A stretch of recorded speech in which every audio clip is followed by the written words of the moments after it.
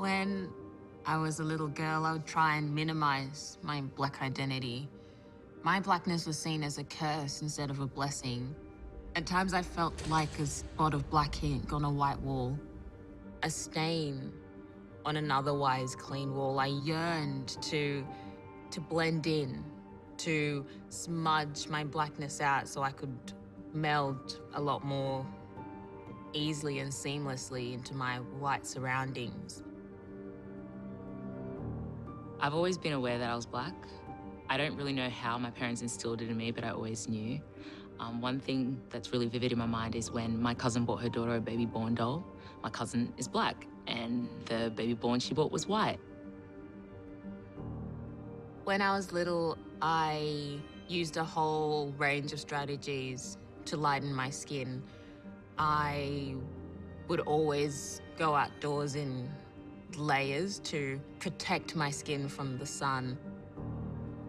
I knew that there was somewhat of a price that I would have to pay for having fun outdoors, and that would be for however many weeks I would be a couple of tones darker, and that was bad.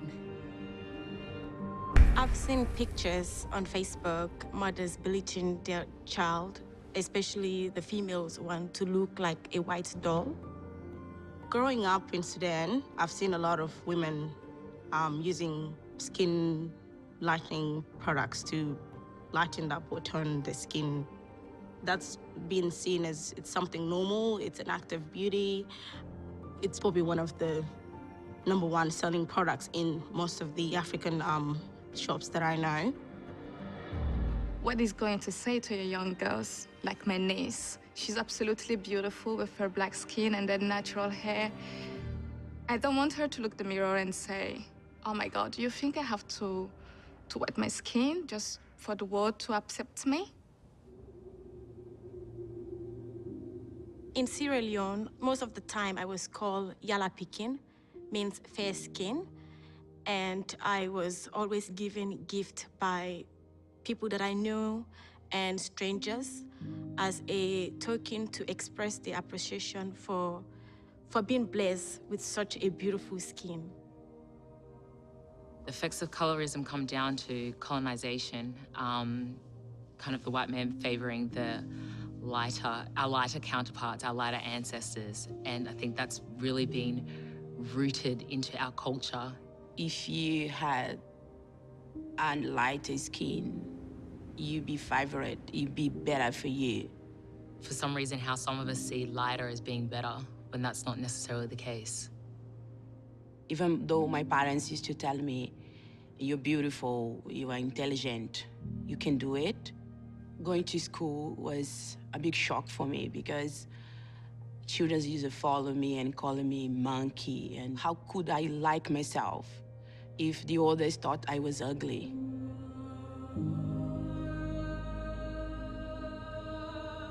I remember I'd also try to change the shape of my nose by breathing in a lot slower in the hopes that if I did it long enough, then my nose would adapt, would change and become beautiful and nice and pointed, and that's the kind of nose Barbie has. That's the nose that Cinderella has, and if I'm a princess, shouldn't I have a nose like that too? I hated having big lips, so I'd always fold them in to kind of make them look smaller, kind of like, but it kind of, I don't even know why I did that. But when I discovered makeup, I used to put lipstick right in the middle of my lips and foolishly think the rest would just blend straight into my face. Obviously, I kind of did look ridiculous, and my friends told me, so I just had to let go of it. When I had my natural hair as a child, children used to come around and compare my hair as a sponge that used to clean pots. I used to like the nice, silky, smooth, long hair that you can stroke back, like in the shampoo commercial. I change hairstyles all the time, and a lot of us Africans like to change our hair. Not that because I'm not proud of wearing my natural hair, it's just Sometimes I just like to wear something different. I love having braids, but that's actually because I'm quite lazy with doing my hair. But I really appreciate that this is part of my culture. Like, this is something that we've been doing for generations, and I can tap into it and do it. It's just a part of me. Like, I just don't see it as any other thing.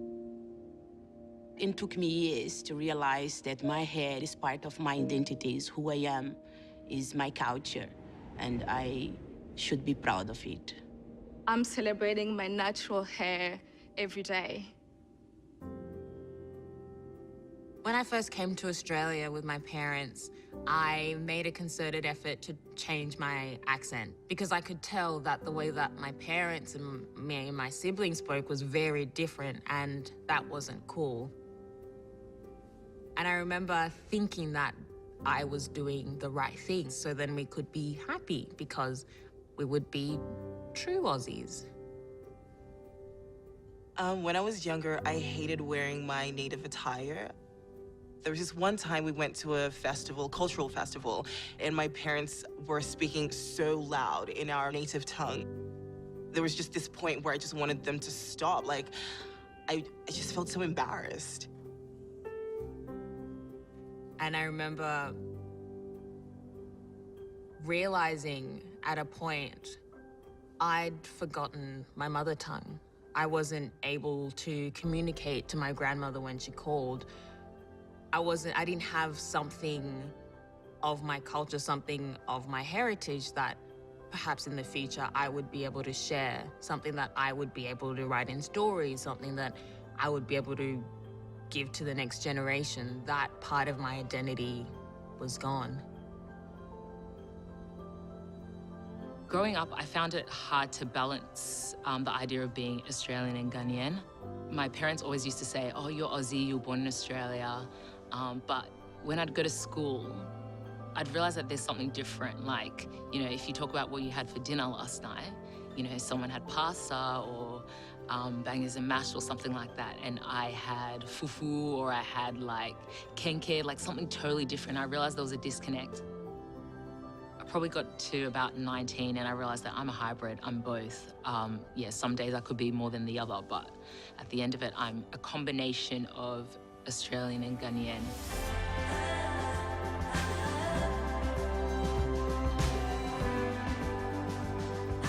For me, every day, I bathe in my chocolate, creamy indulgence. Black is beautiful. My black beauty is sacred and divine. I am undefined black beauty.